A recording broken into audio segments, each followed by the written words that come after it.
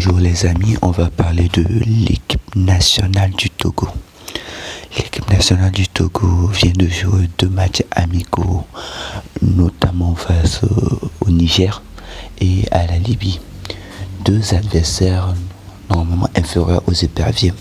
Vu la qualité intrinsèque des joueurs des éperviers, on ne peut pas le comparer à ceux du Niger ni de la Libye. Parce que le Togo a des joueurs de plus grande qualité. D'ailleurs, même on a le meilleur buteur africain en Europe, Kevin Deke, qui a été plutôt de second sur cette trêve internationale, qui a même raté un penalty face à l'équipe du Niger. Maintenant, quel est le point de l'équipe nationale du Togo? Après la victoire face au Niger, grâce à 2 coups de génie de Karim Derman, on s'attendait à un résultat plus solide face au Libye, à l'équipe du Libye, où on pensait que les éperviers allaient nous faire une prestation de plus grande envergure. Malheureusement, tel n'a pas été le cas, même si il y a eu encore une fois une très belle réaction suite à l'ouverture du score des Libyens, de même qu'une très belle réaction face à l'ouverture du score face au Niger. L'équipe manque un peu sur le plan défensif. C'est pour cela aujourd'hui on se propose de vous parler de un peu quels sont les jeunes qui peuvent apporter une plus-value à l'équipe togolaise. Déjà dans les cages avec Steven Messan, un jeune gardien. Je me rappelle de sa parade face à Nicolas Jackson lors du match face au Sénégal. Cela nous donne de l'espoir que d'ici quelques années, il sera vraiment le numéro 1 des éperviers, même s'il y a de bons concurrents, notamment dans le championnat togolais, ou encore, n'oublions pas que Malcolm Bakola est toujours un international togolais. Bon, on ne sait pas si sa carrière va prendre une autre tournure, mais ce qui est sûr, c'est que au moins au poste de gardien de but, on aura de quoi s'aguerrir pour les prochaines générations. D'autre part, en défense, notre charnière est composée de Bessilé et de Djeni Dakona. Djeni Dakona, le capitaine emblématique du Togo. On est sûr qu'après la débat, quand on parle des capitaines togolais, Djeni Dakona est le meilleur, même la plus grande référence. De ce fait, qui va succéder à Djeni Dakona? Je ne parle pas de la retraite du capitaine des éperviers, mais toutes les gens à sa fin, et il nous faut aussi de l'avenir. Mais au Togo, on a de très bons joueurs qui peuvent des binationaux qui peuvent revêtir la tunique des éperviers et mouiller le maillot pour nous. À ce titre, on a des joueurs comme Lilian Brassier de Brest qui est actuellement 2e de Ligue 1 Mérite. Et pas sûr que Didier Deschamps veut le convoquer avec l'équipe de France, mais pour cela l'équipe du Togo doit pouvoir faire les efforts nécessaires pour attirer de si bons talents. Il y a Augustin Dragbe qui est du côté de Rotterdam aux Pays-Bas, un joueur qui peut apporter une plus-value, un jeune joueur en plus qui peut encore amener un peu de renouvellement dans l'équipe togolaise. Et il y a Lorenz Assignon, le joueur de Rennes prêté à Burnley, fait une bonne saison du côté de la Première Ligue.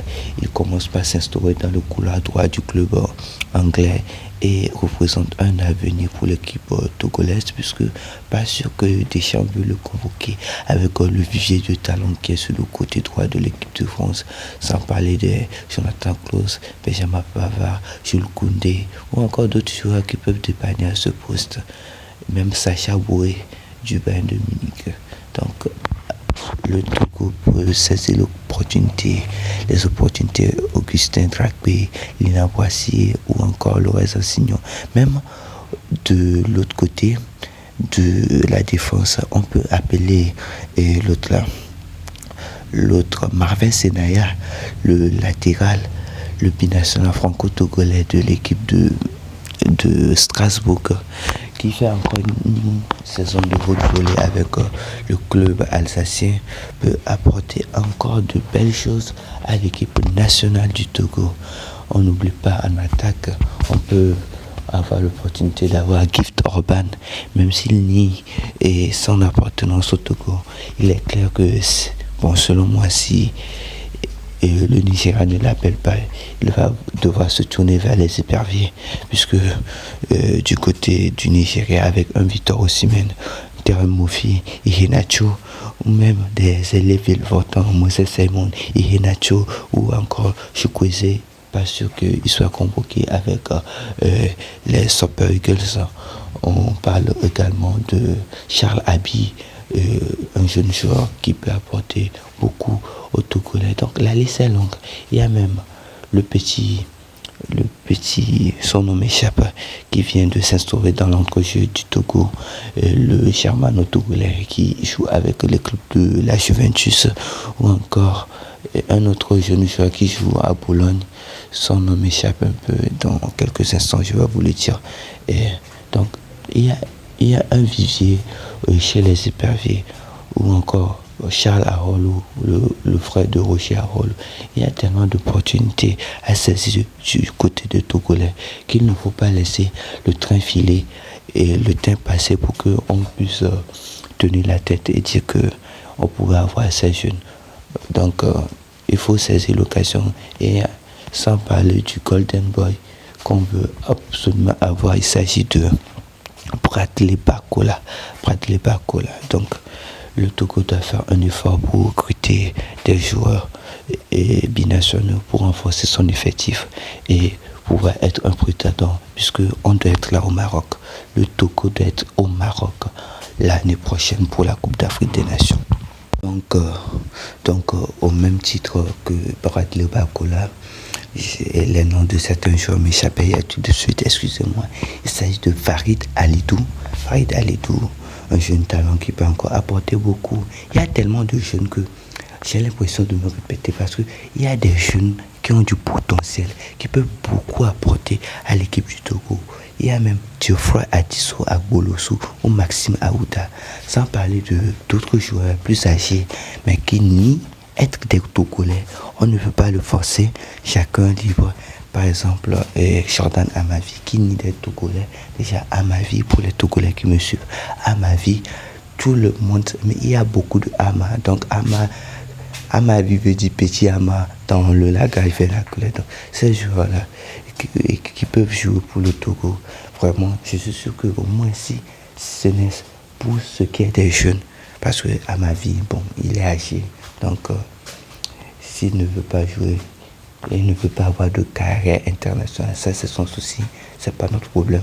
Mais tant qu'il y a des joueurs disposés à porter la tunique des éperviers, nous on est là pour faire une formation excellente, se présenter et laver la honte de la dernière CAN au Cameroun, où on était tombé dans les poules, malgré que la poule était relevée, composée notamment de la Côte d'Ivoire, de la RDC et du Maroc. Même si on a pu tenir tête aux Ivoiriens et cru faire l'espoir face au Maroc, mais ils nous ont remis la tête à l'endroit. Pourquoi ne pas aller là-bas pour laver l'honneur et mouiller le maillot des éperviers lors de la CAN au Maroc en 2025?